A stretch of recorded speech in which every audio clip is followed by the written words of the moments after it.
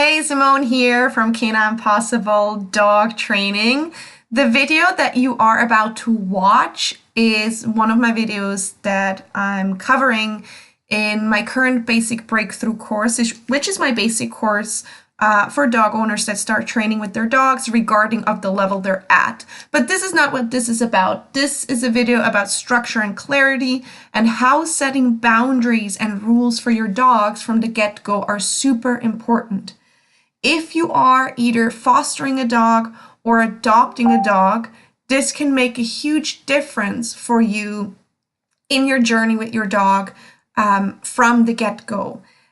A big mistake that does happen when sometimes new dog owners or even experienced dog owners adopt a dog is they basically open the door with all the love and all the good intentions they have, and they shower the dog with so much TLC, there's no room for anything else. So there's so much love, there's so many toys and treats and full freedom for the dog.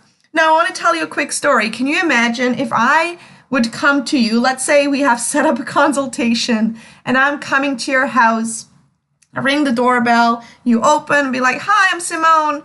I walk in, go to the fridge, grab a beer or a drink or wine or whatever you have in there, maybe a piece of cake, sit on the couch, start enjoying myself and be like, "Hey, what's up? Okay, what are we going to do with your dog?"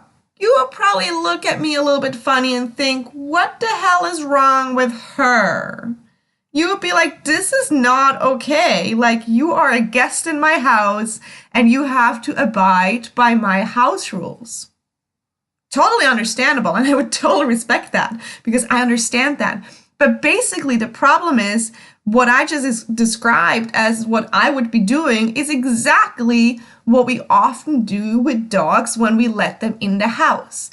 They are new to our household and we just let them run the show and do whatever we want because it makes us feel good.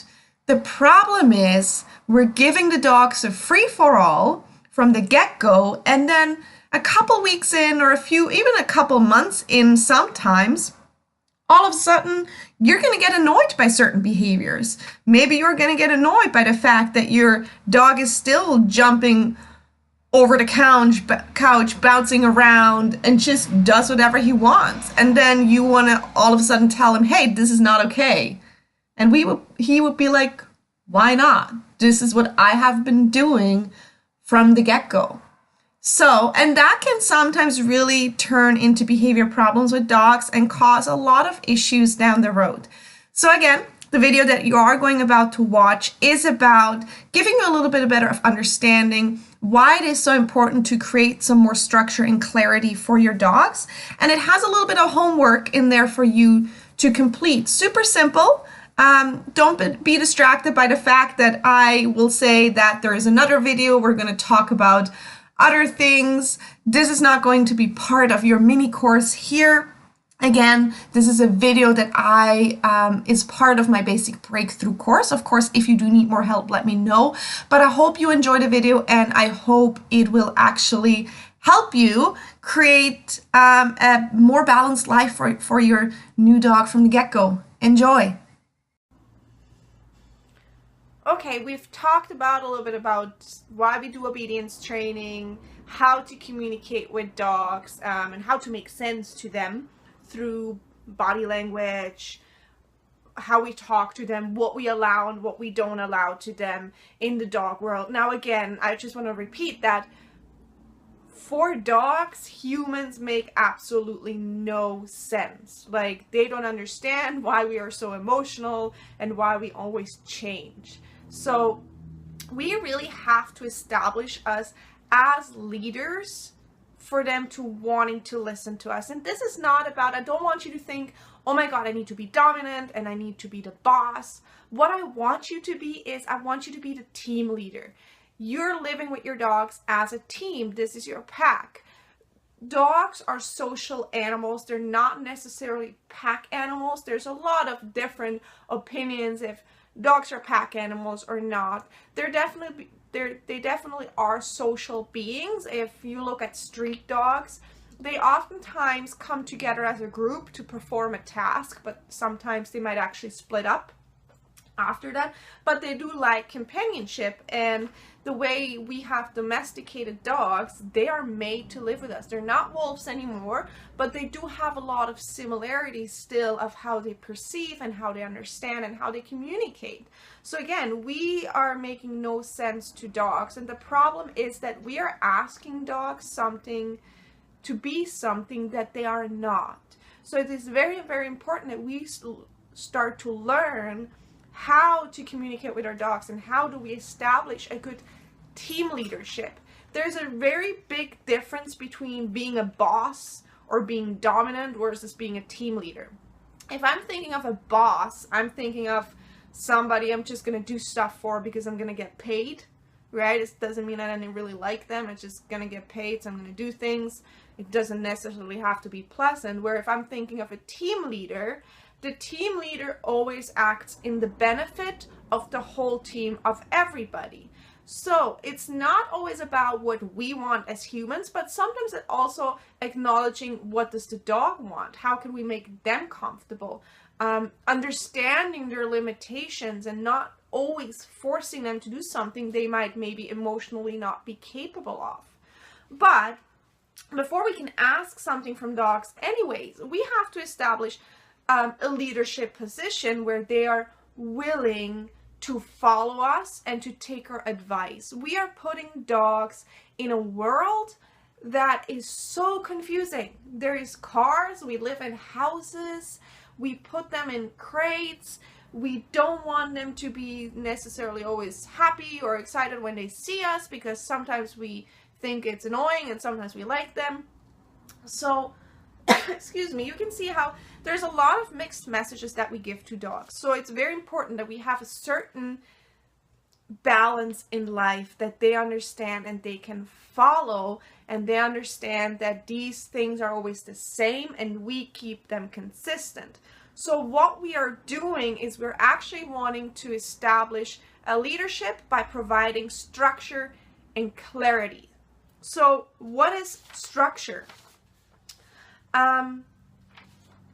Okay, before I want to get to the structure, I want you to understand that when we're talking about structure and clarity, this is to make your life easier with your dog and to make your dog's life easier. Dogs really want to get through life with as little conflict as possible. They do not want to dominate you, but they want to see if you're worthy being followed. Okay? So that's where structure and clarity comes in, that we are providing information that always stays the same and that keeps the dog in balance in their state of mind, that they know, okay, these are the rules that they expect, and if I follow this, there's not going to be any stress. This, having proper structure and clarity in a dog's life, can really, really help you prevent behavior problems. You have to understand that if you have a dog that is generally stressed, if you have a dog that has anxiety, their stress threshold might always be here, right? And whether they have anxiety, they have issues with dogs, or just other stuff that makes them nervous, their threshold might be here, and then something else that comes along stresses them out, and it's boof, right? They're always on the edge. If we can reduce their stress level by providing structure and clarity, by them understanding what humans expect from them, we can actually reduce their stress level, get it to down here, so that when we include other factors that could be stressful, they're actually able to be dealing with them, because they have all that room in between to process and to learn. So structure, what does structure mean? Structure means creating boundaries and rules around your life and your dog. Certain things that you are expecting from your dog to do it in a certain way, and you want it to always stay the same. So I'm going to give you some example. A way of establishing rules could be, I not want my dog in the kitchen, or I do not want my dog begging at the table. I don't want my dog to jump on people. So this could all be rules, right? Rules that you say, excuse me, these are certain things that I'm expecting from my dogs. These are our house rules, or these are the rules we're gonna live by. So everybody needs to have house rules. Whenever you live in a community, whether you live with other people or with animals, you need to have certain rules that everybody can follow that makes life less stressful, but because everybody knows what it is all about. So creating structure means creating rules and boundaries. We're gonna go a little bit more into boundaries at a later point of how you also establish a relationship through controlling certain resources. But first of all, what I want you to do is, and there's homework in a PDF on the side somewhere that you can download. I want you to sit down and I want you to decide on at least 5 rules that you want your dog to follow at all the times. You can have more, but 5 is the minimum. We're going to go through the training into a few of those, but I want you to decide on 5 rules. What are you expecting from your dog? And when you think of those things, I want you to get very specific, and I want you to picture your dog as a Great Dane, as a full-grown Great Dane. What would you expect if your dog was a full-grown Great Dane? What kind of behavior would you expect from him?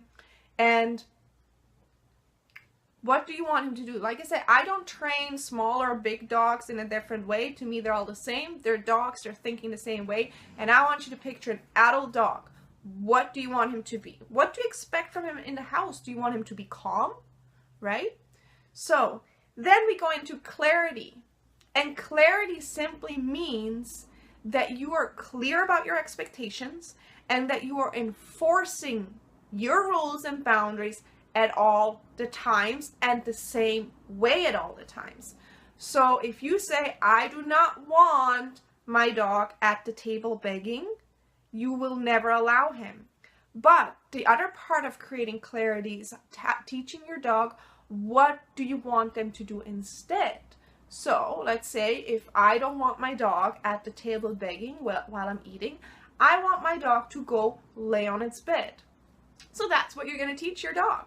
You're going to go lay on your bed while I eat. Now, you will be like, oh my God, my dog doesn't know how to stay there. How am I ever going to eat?